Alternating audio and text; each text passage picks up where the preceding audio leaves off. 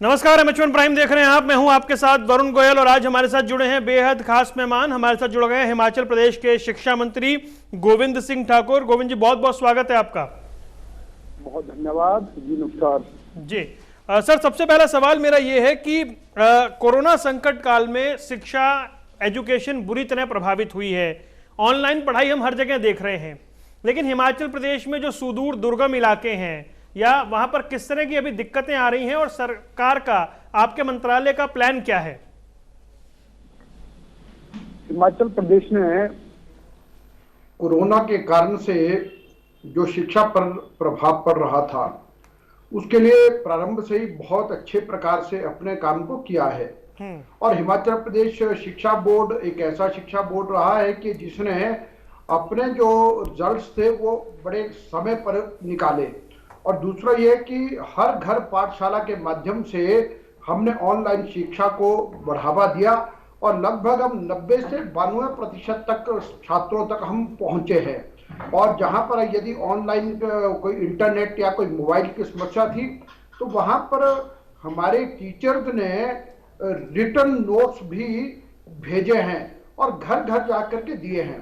तो इसलिए जहाँ तक हमारा जो प्रश्न है कि शिक्षा में किसी प्रकार से बच्चों को कोई दिक्कत ना हो, उसकी तैयारी हमने पूरी की और हमारे शिक्षा विभाग के जो हमारे अध्यापक हैं उन लोगों ने बहुत अच्छे से काम किया है। जी सर, लेकिन जैसे सिलेबस को थोड़ा कम करना पड़ा है या जो इतने वर्किंग डेज जो है वो कम हो गए हैं, उनको लेकर आगे कुछ सोच रहे हैं आप?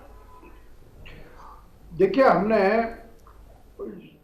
जो सिलेबस क्योंकि पूरा नहीं हो सकता था, लेकिन उसका हमने तरीका ये निकाला है कि अभी एक तो हमने कहा है कि हम बच्चों का जो पेपर होगा उसमें 30% तक उसको ऑप्शन को बढ़ाएंगे। और साथ में यह है कि हम सिलेबस को पढ़ाएंगे कंप्लीट, लेकिन उसमें 30% की कटौती भी हम करेंगे और जो पढ़ाएंगे वो इंटरनल असेसमेंट में जुड़ेगा। और दूसरा हमने अब ये विचार किया है कि आने वाले दिनों के अंदर जो 55-60 दिनों का बच्चों को पढ़ाई के लिए और अधिक समय चाहिए, तो हमने हिमाचल के शिक्षक सभी से सलाह मशवरा करके हमने ये निर्णय लिया है कि अब हम शनिवार की छुट्टी जो सेकंड सैटरडे होता था वो नहीं करेंगे और साथ में हमारा विंटर क्लोजिंग जो होता था वो इस बार हम नहीं करेंगे। विंटर क्लोजिंग में भी हमारे स्कूल यानी कि यथावत जो स्थिति आने वाले समय में होगी तो उसमें चलता जाएगा। और फिर जो फाइनल एग्जामिनेशन हैं जो फरवरी में प्रैक्टिकल्स होते थे, इस बार हम मार्च के लास्ट में करेंगे और अप्रैल के महीने में प्रैक्टिकल्स करेंगे और उससे लगभग 60 दिन हमारे बढ़ेंगे, जिसके कारण बच्चों को लाभ मिलेगा और बच्चों का जो एक स्ट्रेस लेवल है वो भी कम होगा। जी गोविंद सिंह जी, क्योंकि अभी तो केंद्र की जो गाइडलाइन है उसके मुताबिक स्कूल कॉलेज बंद हैं, लेकिन हम और राज्यों के मुकाबले देखें तो हिमाचल में कोरोना के नंबर अभी भी कम हैं। ऐसे में कोई स्कूल कॉलेज खुलने की कोई संभावनाएं नजर आ रही हैं क्या आगे? हिमाचल प्रदेश के मुख्यमंत्री जयराम ठाकुर जी ने बहुत अच्छे से सारी बातों को संभाल के रखा है और ये निश्चित आपने कहा कि बिल्कुल ठीक बात है कि हिमाचल में बाकी राज्यों की तुलना में तो बहुत कम मामले हैं, लेकिन अभी तक तो जो फिलहाल अभी तक हमने कोई ऐसा निर्णय नहीं लिया है कि हम कब तक इसको करेंगे। अब केंद्र सरकार की गाइडलाइन और उसका अतिरिक्त अभी हम बच्चों के पेरेंट्स और सभी लोगों से सुझाव मांग रहे, तो देखेंगे कि आने वाले समय क्या होता है। जी सर, अब नेशनल एजुकेशन पॉलिसी को लेकर देश भर में बहुत चर्चाएं हैं, विवाद भी हो रहे हैं, सवाल भी उठाए जा रहे हैं बहुत सारे, जैसा कि उठने ही थे, जाहिर सी बात है। एक शिक्षा मंत्री होने के नाते हिमाचल प्रदेश में आप इस पॉलिसी को कैसे देखते हैं? राष्ट्रीय शिक्षा नीति ये दुनिया का एक वो डॉक्यूमेंट बना है जिसमें शायद लगता है कि लाखों लोगों से सुझाव लिए गए हैं जी। और एक डॉक्यूमेंट एक ऐसा है कि जिसमें किसी को कमियां निकालने में भी बहुत कठिनाई हो रही है। और हिमाचल प्रदेश के परिप्रेक्ष्य में भी और पूरे देश के परिप्रेक्ष्य में भी ये शिक्षा नीति भारत केंद्रित है और ये देश की आजादी के बाद जो जिस प्रकार का अभी जो कस्तूरी रंगन जी की अध्यक्षता में जो हमारा ड्राफ्ट तैयार हुआ है, ये सबके कल्याण के लिए, सबके भले के लिए, और आने वाले समय में हम देश के लिए कैसा नागरिक चाहते हैं, हम कैसे व्यक्ति का निर्माण करना चाहते हैं, उसको बनाने वाला एक बहुत उपयुक्त सांचा तैयार किया गया है। और हिमाचल प्रदेश में इस राष्ट्रीय शिक्षा नीति को अक्षरशः लागू करने की ओर प्रतिबद्ध है। जी, यानी हिमाचल प्रदेश इसे लागू करेगा और लागू करने में अग्रणी राज्य रहेगा। निश्चित रूप से हम अग्रणी राज्यों में से एक हिमाचल प्रदेश रहेगा। जी, लेकिन गोविंद सिंह जी, जहां एक और ये तमाम चीजें हैं, आप कह रहे हैं कि ये एकदम लाइफ चेंजर डॉक्यूमेंट है, लेकिन अभी जो जेई और नीट की परीक्षाएं चल रही हैं, तमाम विरोधों के बावजूद और तमाम तरह के विवादों के बावजूद परीक्षाएं शुरू हो गई हैं। आपने बतौर शिक्षा मंत्री कैसे देखा, क्यों इतने सवाल उठे, क्या वजह रही इसके पीछे? देखिए, जहां तक मुझे लगता है कि हम बच्चों की पढ़ाई से बहुत समझौता नहीं कर सकते, लेकिन साथ में प्रधानमंत्री जी ने कहा है कि जान है तो जहान है, हमको बच्चों की सुरक्षा भी बहुत यानी आवश्यक है। लेकिन अभी जो परीक्षाएं हुई है, लोगों ने उत्साहपूर्वक इसमें भाग भी लिया, और साथ में जेई और जो नीट की जो परीक्षाएं हुई है, इसमें जहां तक हिमाचल प्रदेश का प्रश्न है, हमारी व्यवस्था बहुत अच्छी थी। वहां पर सोशल डिस्टेंसिंग का पूरा ध्यान रखा गया था, सैनिटाइजेशन का कंप्लीट अरेंजमेंट था, और किसी प्रकार की कोई ऐसी कोई बात ना हो जिससे कि कहीं ना कहीं कोरोना का संक्रमण बढ़े। ऐसी सारी सावधानियां बरतते हुए हमने परीक्षाएं की है। तो और बाकी जहां तक प्रश्न उठाने वालों का बड़ा आसान काम रहता है कि आखिरकार जिनको नेगेटिव दिशा में चलना वो कुछ कह सकते हैं, तो वरना बहुतायत में सभी लोगों ने इसका स्वागत किया है। नहीं, क्या क्या वाकई छात्रों का कंसर्न था इसमें, या चिंता थी, या आपके हिसाब से इस पर राजनीति ज्यादा हुई? देखिए, इसमें छात्रों का ही कंसर्न था और अभिभावकों का कंसर्न था। ऐसे विषयों पर कभी भी राजनीतिक बात नहीं चलती, और ना ही कोई राजनीतिक कोई इस प्रकार की बात इन विषय पर होनी चाहिए, क्योंकि शिक्षा के कारण से हमारे बच्चे अच्छे होंगे, वो हमारा भविष्य है। इसलिए यहाँ केवल मात्र छात्र हित की ही बात को ही देखा गया है। जी नहीं, लेकिन जैसे कांग्रेस ने जगह जगह हर मुख्यालय पर धरने प्रदर्शन करवाए, वो समर्थन में बैठे इस मांग को लेकर के, लेकिन एग्जाम देने के बाद ऐसा लग रहा है कुछ हद तक छात्र संतुष्ट नजर आ रहे हैं। अभी आपने बताया जहां व्यवस्था ठीक है वहां छात्र परेशान नहीं है। देखिए, छात्र संतुष्ट हैं। कांग्रेस की मानसिकता ही नकारात्मकता से भरी है, और जब कोरोना जैसा आपदा काल चला है, जहां उनको सेवा के काम, लोगों की समस्याएं, लोगों को इससे दिक्कत ना हो, वो सब बातों को करना चाहिए, वो नहीं कर रहे हैं। इसलिए हर जगह पर राजनीतिक कोई ना कोई चालबाजी उनको सूझती है। लेकिन जनता भी भली प्रकार जानती है कि कांग्रेस के पास मुद्दा कोई नहीं है, मुद्दा विहीन है, कांग्रेस समाप्त हो रही है और भारत कांग्रेस मुक्त होने जा रहा है। इसलिए कांग्रेस इस प्रकार का जो करना, तो ये उनके लिए स्वाभाविक है कि बाकी सब बातें नहीं मिलती तो कुछ ना कुछ ऐसे विरोध प्रदर्शन इत्यादि करके अपनी उपस्थिति दर्ज करवाना चाहते हैं, लेकिन एक नेगेटिव एटीट्यूड के साथ, जिसको जनता भी समझती है और जनता ने भी उनको नकार दिया है। नहीं, कहीं कहीं ऐसा तो नहीं है कि सर जो स्टूडेंट वर्ग है वो नाराज हो जाए? देखिए, स्टूडेंट वर्ग किसी भी तरह से नाराजगी देने वाला नहीं है, और यहाँ का जो छात्र है देश का, वो ये जानता है कि नरेंद्र मोदी जी के नेतृत्व में एक दृढ़ इच्छा शक्ति वाली सरकार आई है, जो उनके हित में बहुत कुछ कर रही है, और उसीलिए राष्ट्रीय शिक्षा नीति को भी लेके आ रही है। इसलिए छात्र वर्ग वो हमारे लिए भी उनके लिए चिंता का विषय है, और हमारे लिए प्रमुखता से छात्रों का हित ये सुरक्षित करना हमारी जिम्मेदारी है। जी सर, प्राइवेट स्कूल फीस का मुद्दा देश भर में चर्चा में बना रहा। बार बार अभिभावक ये कहते रहे कि इतने संकट काल में जो स्कूल हैं उन्हें रियायत दी जानी चाहिए। कुछ अभिभावकों का ये कहना था कि इतने छोटे बच्चों की ऑनलाइन क्लास नहीं होनी चाहिए। कुल मिलाकर हिमाचल प्रदेश सरकार का आपका क्या मत है इसमें?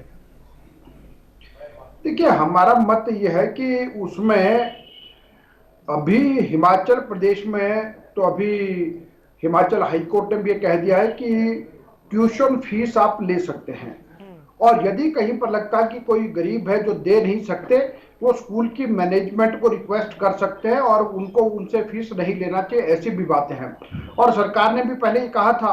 लेकिन उसमें यह कि अगर स्पेसिफिक कहीं पर किसी स्कूल की इस तरह की कोई शिकायत आती है कि उन्होंने यहां पर एक गलती की है, तो वहां पर हम कार्रवाई कर भी रहे हैं और हमने की भी है। और यदि वहां पर कोई गलती पाई जाती है तो जो कार्रवाई करने की कानून के आधार पर वो हम करते भी हैं। जी सर, एक सवाल हमारे पास आया है आपके लिए एक दर्शक का। वो ये जानना चाहते हैं कि जो बोर्डिंग स्कूल्स हैं, जो जहां देश भर से छात्र पढ़ने आते हैं हिमाचल में, उन बोर्डिंग स्कूल के लिए कोई विशेष आप ऐसे नियम बना रहे हैं अभी कोरोना काल में, या उन्हें और इंतजार करना होगा? देखिए, अभी तक तो यही है कि मिनिस्ट्री ऑफ होम अफेयर्स के गाइडलाइंस और बाकी सब बातों पर विचार करेंगे, लेकिन अभी इतनी जल्दी में कुछ भी कहना वो अभी ठीक नहीं। अभी तो कोरोना के मामले कुछ बढ़ रहे हैं, तो इसीलिए अभी हम कुछ भी कह दें तो वो उचित नहीं होगा। ठीक है सर। एक मुद्दा बड़ा चर्चा में रहा, वो था प्राइवेट यूनिवर्सिटी का मुद्दा। आप जो लोग अभी आपको सुन रहे हैं, हिमाचल की जनता या हिमाचल के छात्र आपको सुन रहे हैं, उन्हें आप क्या कहना चाहेंगे इस बारे में? आपने प्राइवेट यूनिवर्सिटी के विषय में क्या प्रश्न है आपका? जी, प्राइवेट यूनिवर्सिटी को लेकर कई तरह के सवाल हैं सर, कि जो प्राइवेट यूनिवर्सिटीज हैं उनकी फीस को लेकर या उसके बाद जो डिग्री को लेकर बहुत सारे विषय उठते हैं। ऐसे में क्या कोई स्पष्ट नीति बनने जा रही है? देखिए, निश्चित रूप से जहां जहां पर प्राइवेट यूनिवर्सिटीज में अनियमितताएं पाई गई हैं, वहां पर सरकार के द्वारा कार्रवाई की जा रही है। और कुछ जगहों पर अभी सीबीआई ने काम किया है और कहीं पर सीआईडी भी कर रही है, और वो अभी न्यायालयों के अंदर भी विचाराधीन है। तो इसलिए जहां पर कोई गड़बड़ियां है तो उसकी हम तुरंत उस पर कार्रवाई भी होती है, और जहां पर जो यूनिवर्सिटी अच्छा काम करे तो हम शाबाशी भी देते हैं। सर, स्कूल अपग्रेडेशन को लेकर क्या कुछ है? क्योंकि एक बड़ा मुद्दा है हिमाचल जैसे राज्य में, पहाड़ी राज्य में स्कूल अपग्रेडेशन को लेकर कोई ऐसी पॉलिसी है जो मतलब एक तरह से सबके हित में हो? देखिए, हिमाचल प्रदेश शिक्षा के क्षेत्र में शायद देश के पहले दूसरे राज्य में से एक आता है, और इसलिए यहाँ पर यदि सभी स्कूल देखे जाए तो हमारे हर ग्राम पंचायत के लगभग हर गांव तक स्कूल हैं। और हम ये कह सकते हैं कि हिमाचल प्रदेश में लगभग 16-17 हजार हमारे पास स्कूल है। और उन सब स्कूलों के अंदर जो अपग्रेडेशन का और अतिरिक्त जो काम है, क्वालिटी एजुकेशन है, इंफ्रास्ट्रक्चर है, तो हिमाचल प्रदेश उसमें बहुत अच्छा है, बहुत आगे है। और अभी आने वाली राष्ट्रीय शिक्षा नीति के अंतर्गत हम उसमें और अधिक सुधार करने वाले हैं। जी सर, अब एक सवाल आपसे एजुकेशन मंत्रालय से अलग हट करके है। विपक्ष बहुत तरह के आरोप लगाता है कि टेस्टिंग को लेकर उतनी ज्यादा कोशिशें नहीं की गई हैं। आपके हिसाब से हिमाचल सरकार किस तरह से अब तक कोरोना को टैकल कर पाई है? देखिए, हिमाचल प्रदेश में अभी तक भी कम्युनिटी में कोई वायरस नहीं है, और अभी भी जो हमारे पास अधिकतर जो मामले आए हैं वो इंस्टीट्यूशनल क्वारंटाइन में थे, और बाहर कम्युनिटी से हमारे मामले नहीं आ रहे हैं। हमारे यहाँ पर कुछ मामले जब हमारा जो औद्योगिक जो क्षेत्रों में काम प्रारंभ हुआ, जो मजदूर आए, अब किसान और बागबान के लिए जो काम प्रारंभ हुआ, तो उसमें तो इसीलिए जो प्रदेश के भीतर की हमारी अपनी समस्या बहुत कम रही है, और टेस्टिंग में हमारी पर्याप्त हो रही है जितनी आवश्यकता है। तो इसलिए यहाँ पर कोई किसी प्रकार की ऐसी कोई भी ना घटना घटित हुई है और ना कोई, और इसलिए पूरे प्रकार से सारे के सारे हमारे प्रबंध, सारी व्यवस्थाएं बहुत अच्छे से माननीय मुख्यमंत्री ने करके रखी हैं। जी, विपक्ष का बार बार यही कहना है सर कि टेस्टिंग बहुत कम हो रही है और इसको नहीं बढ़ाया जा रहा है। देखिए, हिमाचल प्रदेश में विपक्ष नाम की चीज कोई नहीं है। विपक्ष में अनेक लोग हैं, वो अपनी अपनी उपस्थिति दर्ज करवाने के लिए कहीं भी बिना सोचे समझे कह देना, ये उनका स्वभाव में आ गया। और इसलिए भारतीय जनता पार्टी की सरकार बहुत बढ़िया से काम कर रही है।